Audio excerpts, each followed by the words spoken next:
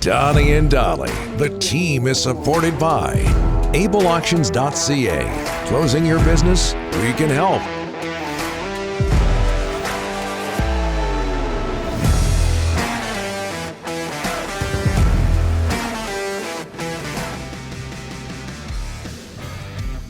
All of our guests today, including Jarmo Kekalainen, standing by, are sponsored by Basant Motors. Due to popular demand, Basant Motors is continuing its 31st anniversary celebrations. Check out BasantMotors.com to see all the great deals. Learn more at BASANTmotors.com. Blue Jackets, whom the Canucks visit tomorrow after their visit tonight to Washington, have started the season 0-3. Jarmo Kekalainen, the NHL's first European general manager. Of course, the Canucks know all about European general managers with Patrick Allvin.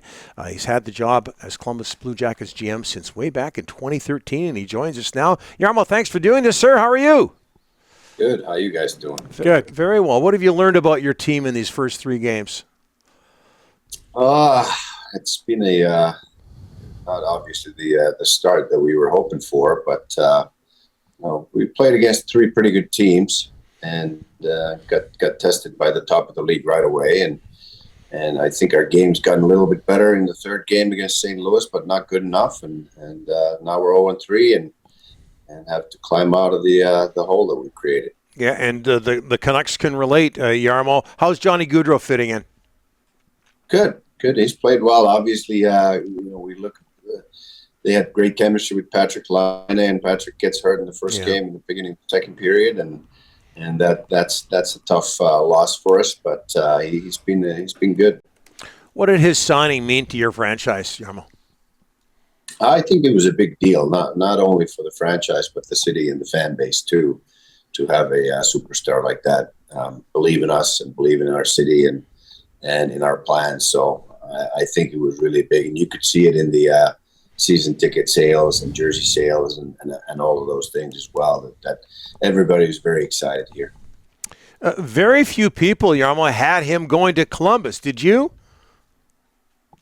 Yeah, when we started talking to him, it became more and more clear that he was very serious about our team and the city, and he wanted to come here, and that's obviously something that we were really excited about as well. And we're a young team still, but we're getting better, and I think he believes in our plan. And once we get and turn the corner here with our young core, after having to do a bit of a reset here a couple years ago, I think we'll be real good. Jarmo, a big part of your future is a kid from these neck of the woods, Port Moody, Kent Johnson. Talk a little bit about him and how you see his progress and his development. Yeah, Kent's definitely a big part of that core that I just mentioned. Unbelievable skill, vision, instincts for hockey, offensive instincts in particular, and individual skills. So he's going to be one of those guys that we have to grow with. Another guy from Western Canada, Cole Sillinger, played all year with us last year, 18 years old, and going into his 2nd season now as a 19-year-old. Those are the guys that we have to grow with, and they have to become the core and the leaders of our team. And that'll be the time that we're going to be real competitive. But Kent's already played a handful of games. He got into his first regular season game in St. Louis and played very well. So we look forward to having big things from him, and offensively in particular, but also growing and getting stronger, because he's going to be a real good 200-foot player once he matures. Jarmo, I always like asking people from other teams what they think about the Canucks. Your thoughts on this Vancouver roster? And, I mean, it's been a tough few years here, but there was a lot of promise this year that maybe the team can make the playoffs.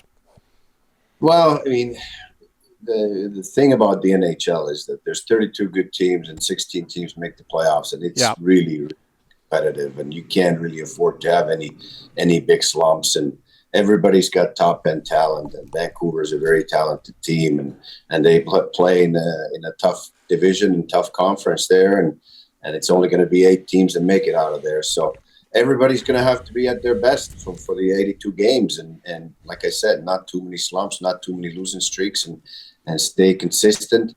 Injuries play a big part that we really don't want to talk about, because that always sound like excuses, but you lose key guys for extended periods of time, and you're in trouble. and that tests your depth, obviously. And I always say that it's a great opportunity for somebody else to show us that they belong on this level, and you got to look at the bright side with even when you have those injuries. But the reality is that if you get one of your top 4 defensemen or 2 of your top 4 defensemen hurt, or your number 1 center, or your number 1 goalie, you're going to be in big trouble, because the depth's not just going to replace those kind of guys. You know, depth's great, but it's not going to replace your core players, your leaders, or your stars. So, you want to stay healthy, you want to play consistently, and that's going to produce the results. When we talked about this introducing you, you're the first National Hockey League, European National Hockey League general manager. How proud are you of that and your longevity? You've been on that job since 2013. Well, I'm just proud to be an NHL general manager. I've lived in North America for 25 years almost now, so it's getting there where it's more than half of my life. I'm 56 years old, so pretty soon I should pass the years that I've stayed here with the years that I've stayed in Europe. So I don't really look at it that way. If I can be a trailblazer and get opportunities for some other European executives or general managers to get a job, then great. I'm happy for it. But I always believe that you got to pay your dues, whether you're European or North American. You want to do well in this business, and you do that. I did 15 years of amateur scouting. It's a grind. I have a ton of respect for all those guys that do it, and it's such an important part of the success for any NHL team. The amateur scouting, the drafting, how you do there is pretty much the whole future for your franchise. And those guys put in miles in snowstorms and small cold rinks and find the good players for us. So paying your dues. Patrick did that with Pittsburgh and worked there for a long time. Had a lot of success, and he earned his way to become the general manager of the Vancouver Canucks. I'm happy for him. Jarmo, 32 Finnish players in the National Hockey League. Your accomplishments as well, all sorts of medals from the World Championships, both men and women, Olympic medals. What has made Finland such a successful hockey nation? I think Finland is a very passionate hockey country. Much like Canada, I would say. Hockey is the number 1 sport in Finland, and everybody follows hockey. When Finland plays for gold medal in the World Championships, there's 2.5 million people watching the game on TV. When there's 5.5 million people, and everybody's talking about it in the coffee table in the morning or the lunch table at noon, and it's just hockey, just like in Canada. And I think the coaching deserves a lot of credit.